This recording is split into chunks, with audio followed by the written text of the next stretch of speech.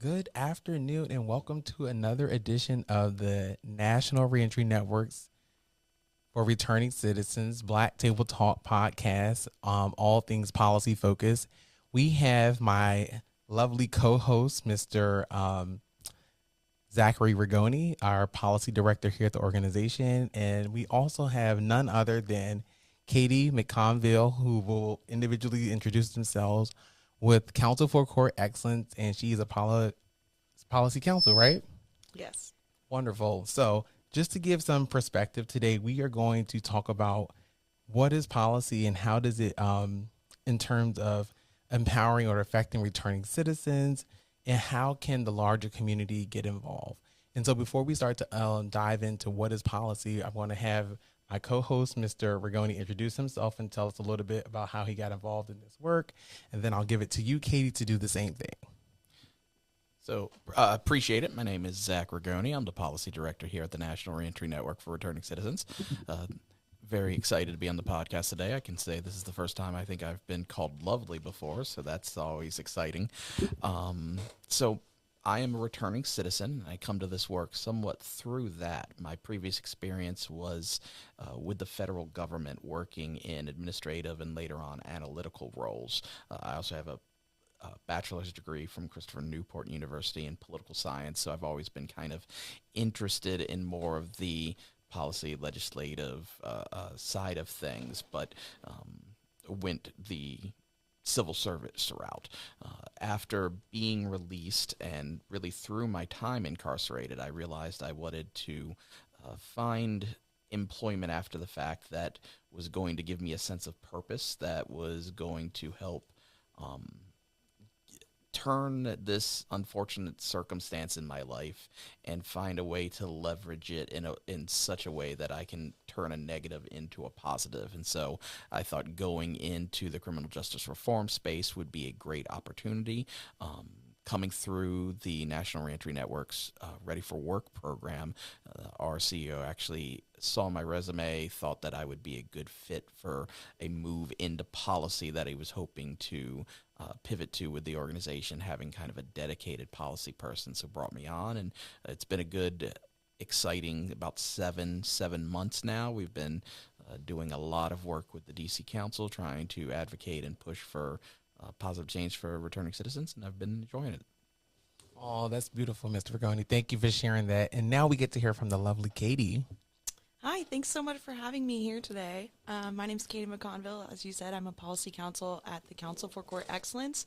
I've been there for almost a year, and I really got involved in criminal legal system reform work when I was in undergrad. I took a class alongside incarcerated peers in Washington State, and that really solidified my passion for criminal legal system reform in a variety of ways. And I learned about, all the different intersectional harms that justice involvement has in different people's lives. And that brought me to law school and also to get my master's of public policy. So my dream was to be a policy counsel working in criminal legal system reform, and here I am.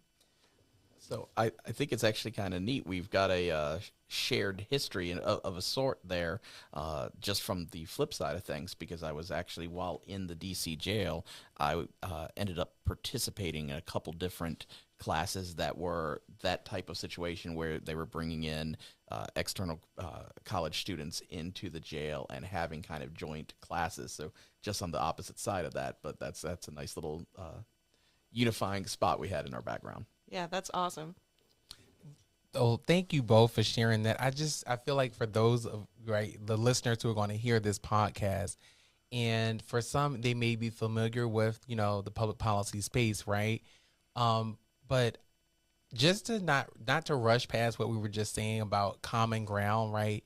In the climate of all things, right? What we're going through with our current administration as far as the federal government is concerned, I want to say thank you for talking about, you used the term intersectionality, right, Katie? And you talked about, righting or wrong. And I just hope as our listeners listen to this storytelling that we're going to provide today, we can kind of have a real conversation to kind of inform people who may know some things about policy, right? But based on you all's lived experience and perspective, whether it's shared common ground or individuality around your own storytelling, can be a little enlightened, right, about what's going on and how we can do this work. So, Mr. Ragone, I would love for you to kind of just define policy, right, for our listeners so that we can kind of get a framework and, can also bring some context to what we mean by that based on your experience here at the organization. And then I would love to hear from you, Katie, too, in terms of policy, right? What does that look like from your lens and the work that you do so that we can kind of unpack this conversation? So in terms of what policy is, so at the very basic level, it's an establishment of rules that kind of govern how things work. And usually when you hear policy talk or you look at nonprofits with policy councils, policy directors, analysts, things like that, you're usually speaking about legislative policy, either at a city, state, federal level, where you're talking about laws that are trying to be drafted and penned. But one of the things that got kind of imparted to me early on in this position is that policy can be a broader thing, and it doesn't always necessarily relate to laws in and of themselves. You can still be in the government realm and doing things like regulations still revolve around policy. But you can actually look at policy too from more of a private sector side of things. The specific policies that a given organization or business might have in terms of hiring practices could still be a policy type thing. When you have organizations that are actually aimed at, saying, helping the returning citizen population, like a transitional housing location, they have internal policies in terms of what types of individuals they might allow into their establishments, what are the requirements for those that are taking part of it, and all those things are still in a way policy that can be touched on, advocated for, shifted, that are going to impact people's lives. And Katie, can you just, I know you work over at CCE, right? You're on the policy council there. So when we talk about policy from your vantage point, right, what does that mean to a listener who probably is like, I'm curious? Yeah, I mean, I really appreciate what Zach just said, because policy can be defined so broadly. It's just the practices and methods by which, agencies and organizations get things done. So sometimes that's codified in a law. Sometimes it's just the way people have been doing things for a while, which is often the trickier space to be in, to figure out, why is something done a certain way, if it's just a practice, or is it like an actual hard rule people are following. So at the Counsel for Court Excellence, we look into both sorts of things. So actually, like legislation proposed in DC Council, federal legislation that might be affecting people in the district, but then also unofficial and official policies in place at different agencies, like the Department of Corrections, Metropolitan Police Department. We might hear that something's being done in a bad way, and we need to figure out and get to the bottom of, okay, well, what's the reason? Is there a law behind it, or is this just how things have been happening, and can it be changed? I loved that point too, in terms of the notion of it can revolve around unofficial things too. You can have policies that aren't written down, aren't official, aren't necessarily clearly laid out, and yet are still as tangible, if not sometimes more tangible and more impactful than what you find in terms of that written down policy. And that's something, especially within the criminal justice realm, that does have to get looked at, because anybody that has gone through the system, that has been inside, recognizes that there are the official policies of how things work, and then the realities of how life works while inside. And so that is a great point. I love what you two have said about that. And I was just sitting here, some thoughts kind of spewed. For me, it's like, no matter how we interpret policy, for me, it has always been a word that when I initially hear policy or public policy or public policy reform, I'm kind of like in a headspace. It's like, what does that really mean? And how does it impact me as a citizen, right? Or how do I figure out what in the world people are talking about when they use that term? It's very foreign to me. And I thought about it after you guys brought some context to it.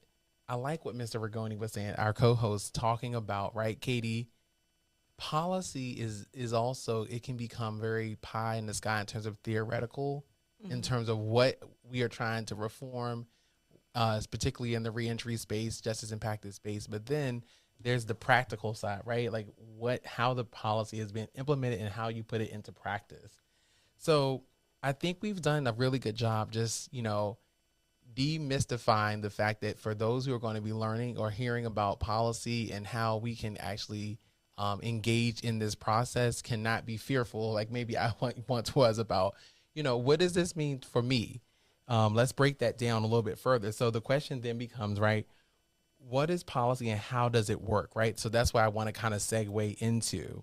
And I would like for my co-host, Mr. Ragone, to talk about policy and what does it do and what does it take to kind of shape it, so that way, particularly with our focus here at our organization, we know that we're working with returning citizens.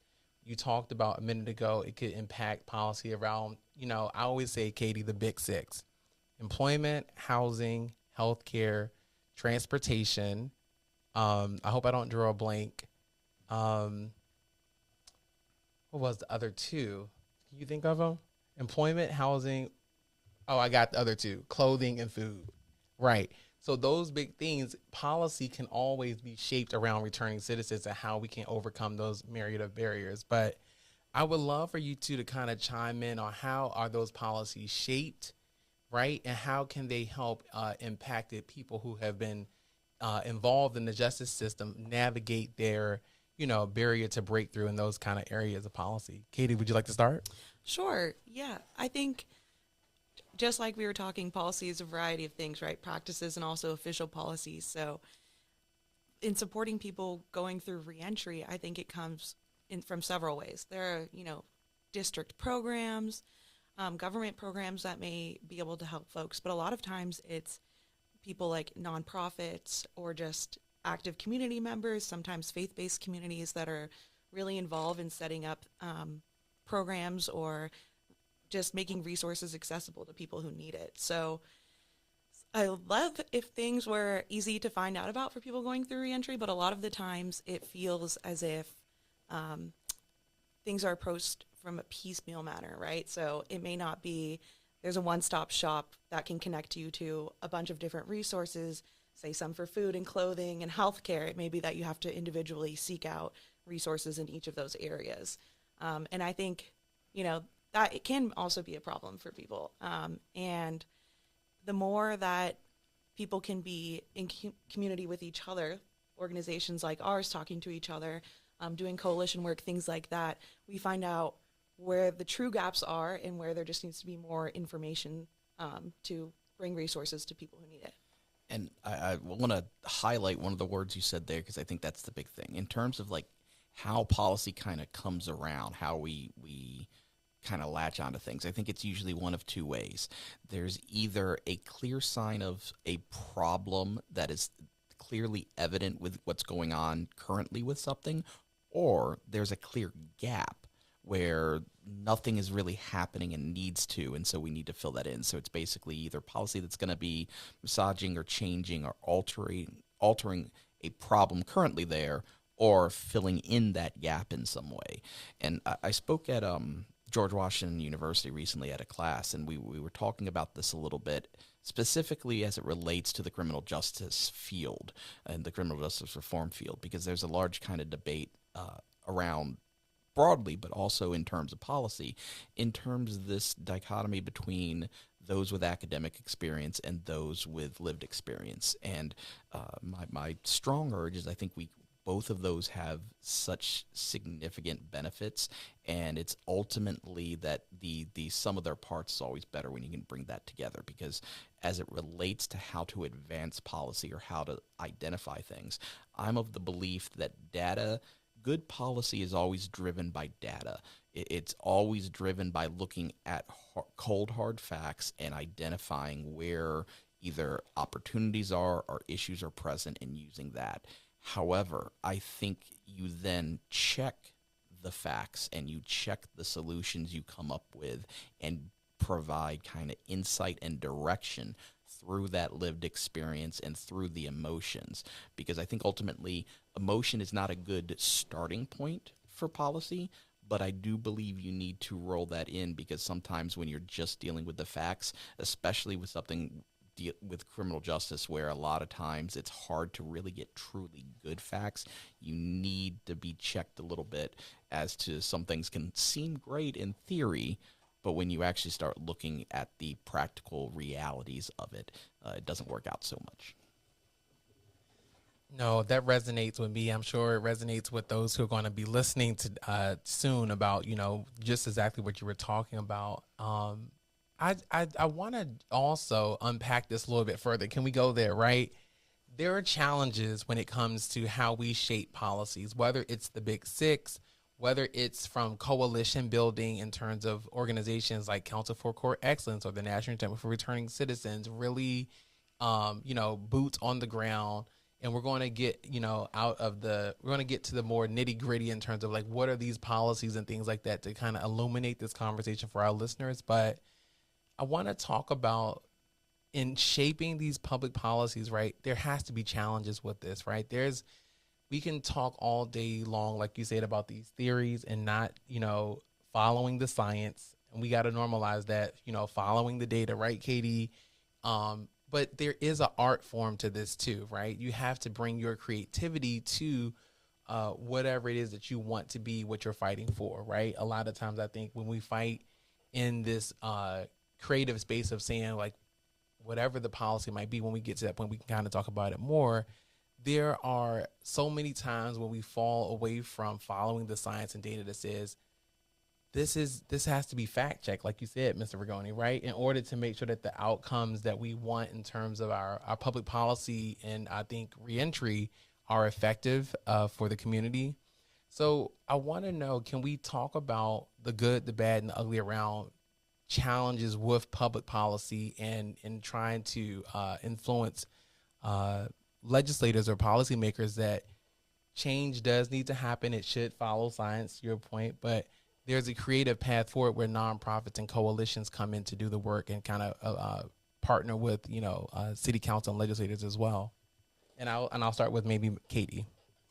Okay, yeah. I mean, that was a great synopsis. There are a lot of challenges when you're trying to work in community to bring about any sort of policy. And then when you layer on criminal justice system complications, I think it's really hard to not only make sure the voices of directly impacted people are included, but are truly centered, right?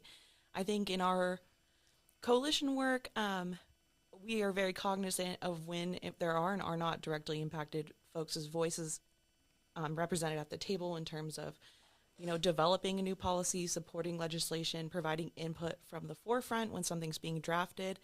But then it's not just having one directly impacted person, it's also who's at the table. Is it somebody who's already super established in the community and has a very strong presence and voice? How are we bringing folks to the table who maybe are more recently going through reentry, might not have the resources? Something I always like to think about is lived experience is expertise. And if I'm compensated for my expertise from going to law school and having a public policy degree, so should people who have lived experience with interacting with these different systems who can identify all sorts of different problems and issues that I might not be aware of. You got to say that. No, I just wanted to say, yeah, I got to give some snaps on that. That's poetry. You're absolutely right, Katie. Like, there has to be the destigmatizing of individuals just because of their lived experience. It doesn't make them less than, right? Right. So in terms of the barriers and kind of the struggles to get policy pushed forward, I think those are going to span a couple different categories, and different ones present different issues. You, of course, have the general public issue. The public is going to be probably one of the more fickle groups that you have to deal with, just for the simple fact that it's going to be what's the hot button going on at the time. So if you're in the midst of 2020, where issues as it relates to criminal justice reform is very heated, it is the water cooler kind of discussions. There's a lot more attention and focus given to that, and there's a much more openness to change.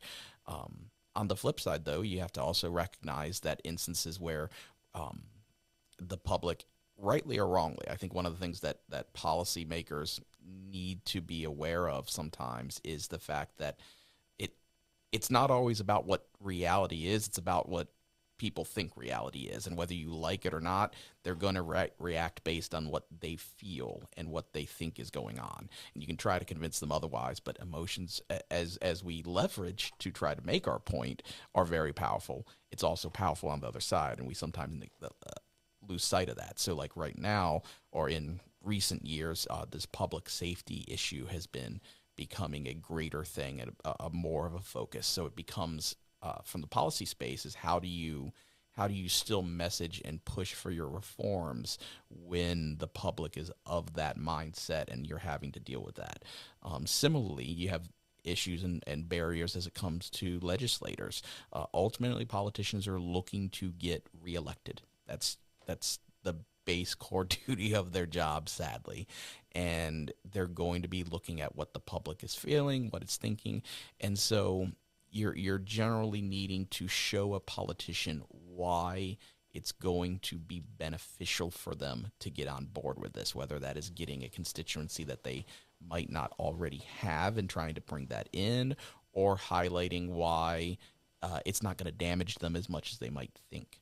But I'm going to touch on two barriers and groups that are probably a little bit more controversial. One of those is the actual reform space in and of itself, because while we do have a lot of shared goals, the reality is there is disagreements within the space in terms of how to go forward with policy, whether we should be taking a more incrementalist approach to things or a more revolutionary approach to things. And you have that push and pull going on.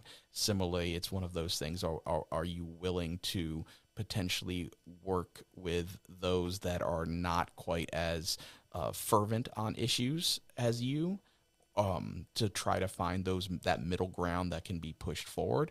Or do you feel like that damages the purity of your message and you need to kind of keep them at arm's length? And so those are things that affect how successful you can kind of push policy from internal. And then the last one I'll point out is, sadly, as it relates to the returning citizens, because I know Katie made a lot of great points advocating for them, and I feel like because I'm a returning citizen, I can kind of say the silent part out loud. The sad thing is, a lot of times our own population helps to cause the barriers to be erected. One of the things I try to stress to others that are going through this, that are coming out and trying to reenter society, is you're not just doing it on your own, and you're not only representing yourself, because the sad reality, whether it should be or not, is every time a returning citizen slips up, which is unfortunate because no travel is linear and there's always going to be the ups and downs, but when they slip up, it not only impacts how people look at them, but at the broader community. And so every time a returning citizen has an interview and skips it, or has a housing situation lined up and is caught doing drugs inside their building, that makes it that much more difficult to push policy that helps everyone, because right or wrong, they're going to take those little examples and try to beat you over the head with it. So sometimes we are some of our own worst enemies, and that's why it's so important that returning citizens kind of step up and actively try to advocate and push forward the positive instances, so that way the only thing the public's seeing isn't those unfortunate situations, but they're seeing actual success as well. Oh my gosh, guys, we are getting through this. I can't. It's just so many feelings and so many emotions that are arousing in me. I mean, I'm a justice impacted individual too, and just to have Katie, you, and two powerhouses in the room, Mr. Ragone, yourself included, I think the listeners are going to walk away with some real key action items that they can get to, and then thoughts that they can be thinking about. One of the things you just said about the differences that sometimes, I don't know if I don't want to misunderstand you, but we run from those differences in terms of how we look at policy and how it relates to justice impacted individuals, right? And because of that challenge, we may not want to enter into that awkward conversation around reentry, because we know the person sitting across from us at that table may not take the same position that we hope, we would believe is in the best interest of a person who's dealing with any of those big six, reentry barriers. So that is hugely important. But what I want to say, right, guys, the work has to continue, right? The fight is still ongoing. And just because we have difference of thoughts and barriers that we have to get through in order to create the most impactful, I want to say, policies that will, help justice impacted individuals not just survive but thrive. We say that quite often. What you're talking about, what both of you have said, is so true. So we're going to now put some roots to this conversation in terms of real policies, right, that have, been at play in recent years. Number one is the Second Chance Amendment Act. Number two, I believe the policy is titled Peace DC, right? And then we're also going to be talking about our initiatives around the new DC jail. And so I will start with maybe Katie, and you can bring perspective on any one of those. I know particularly you all have done some work around the DC jail initiative. And then Mr. Ragone, once Katie kind of brings some context for our listeners, right? All things policy, all things challenges, but now really what is going on here in DC, I think it'll help our listeners get a perspective that they may not have known about. Yeah, so I'm happy to start and talk about the jail. So as the listeners may or may not know, DC does not have a prison. And so when people are sentenced to crimes where they have to serve over a year, they're supposed to be sent to Bureau of Prisons, BOP, facilities within 500 miles of DC, but oftentimes they're just sent all over the nation, well over 500 miles. So people serving their sentences for committing crimes in DC don't have access to their family and friends. Their whole community and programming may or may not exist at the facility they're sent to. And they're also just harder to track. So that adds a layer of complications when we think about the DC jail, where people are held, where they have to serve less than a year, or where they are waiting trial for whatever reason. And so right now there's a movement in the district that's getting forced to renovate and replace some facilities at the DC jail. So the DC jail is made up of two primary facilities: the Central Detention Facility, which is 50 years old as of next year, which is still just blowing my mind that this thing is still being used that long. It's old as time, but thank you for, my co-host this is a hot topic. Yeah. So the Central Detention Facility, it is a decaying building. There's a host of problems just because of the quality of the actual facility is so bad. There's rodents and pests and leaks, plumbing issues, electrical issues, things like that. And then there's also the Central Treatment Facility, which is another building at the DC jail that tends to have access to more programming, certain units where residents require more health care, or the women's unit, mental health unit. Those are all located in the Central Treatment Facility, which is CTF. So right now there's a proposal from the DC Department of Corrections, which I'll just call DOC, and they want to renovate and replace CTF, the Central Treatment Facility, with two buildings, Annex 1 and Annex 2, to improve conditions at the DC jail. And this has been a plan that Department of Corrections has had for over a decade. They've been trying to replace the jail, but what has happened in the past is that when the district goes through our annual budget process, the funding just kind of gets passed down the line. So there hasn't been movement behind breaking ground or starting until just recently. And so right through our work at the Counsel for Court Excellence, we have a district task force on jails and justice that was started in 2019 to create some criminal legal system reform policy priorities, but also to monitor things that are happening in the jail and progress on these proposed plans. So I've been working closely with the District Task Force on Jails and Justice to monitor those plans, and also with another committee that we have, the Criminal Justice Committee at Counsel for Court Excellence, to kind of keep tabs on what are the community issues, what are our wants and needs for the new jail, what are the current plans, and how can we talk to DOC about any discrepancies between our desires and what the actual plans are. Katie, I just want to say thank you for sharing all of that in real time about that span of, even going back to what you were saying, Mr. Ragone, is the building being old as time, but these last 10 years of just kicking the bucket or kicking the, moving the goalposts, ever so administration really reflects the thoughts of those who are in positions of being public service and working for community members. And that's someone's loved one, that's someone's brother, that's someone's sister, that's someone's son and daughter. And we can do better. Yeah. The committees that you talked about, the work that you guys are doing, the hard work, right, to bring community together isn't something that is new, but yet it seems to be a position that can just be, it's like we're tolerating insight and input from community members, from nonprofits, from coalitions who are really trying to improve what we call a failing legal system. So I thank you for bringing some context to that, and hopefully the listeners can appreciate where we're at in that current fight, right? Yeah. And I can speak more to that, where we are. Oh, please do. I would love to. Yeah, just in a real lived experience way. Like, what has it, how has it impacted you maybe, and then even further developing that story?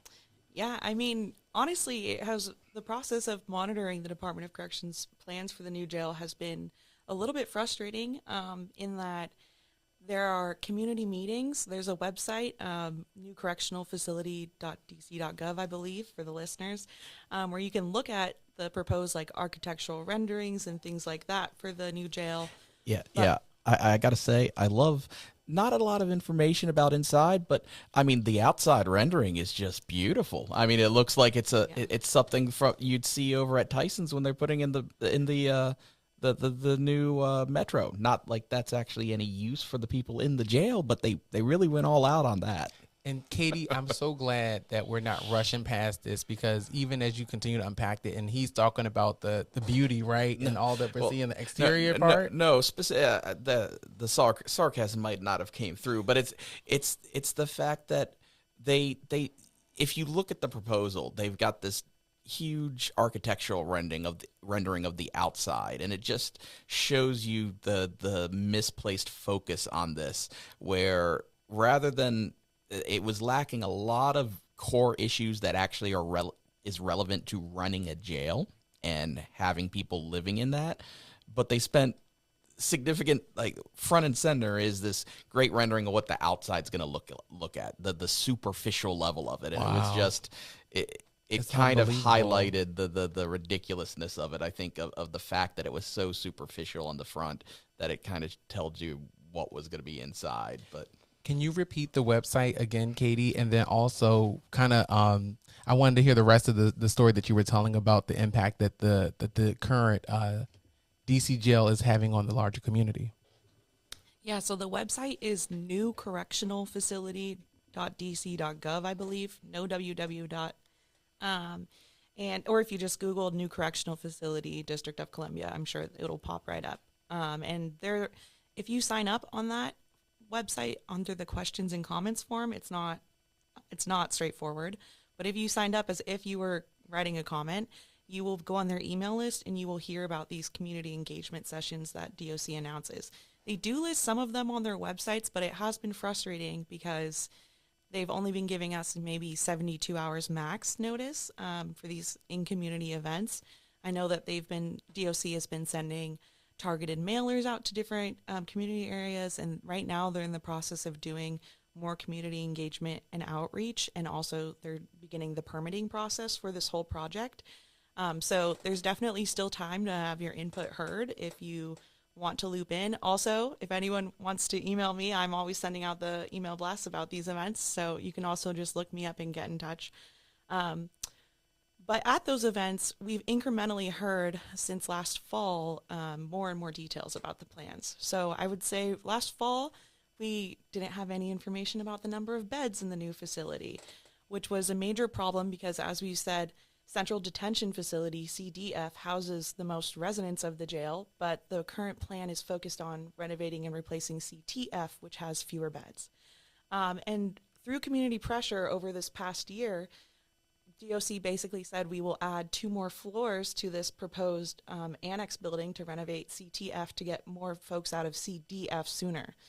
But part of that was just community advocates. Part of that was a statement issued by the District Task Force on Jails and Justice in June, emphasizing our concern that a majority of people are planned to remain in the CDF decrepit building for over a decade, because right now there's requested funding of $463 million in the budget to do these renovation and replacements of CTF, and it also includes demolishing a small part of CDF, but there's no plan to fully demolish CDF, right? So we are concerned that this decaying building will just be slowly discontinued and could potentially house more folks at the jail, when DOC's plan right now is to do renovations and replacements that ultimately slightly reduce the number of beds in the jail. So we don't want there to be an extra building that can be used. And also, when you attend community events, people who live near CDF, they also don't want to be staring at that building for another decade.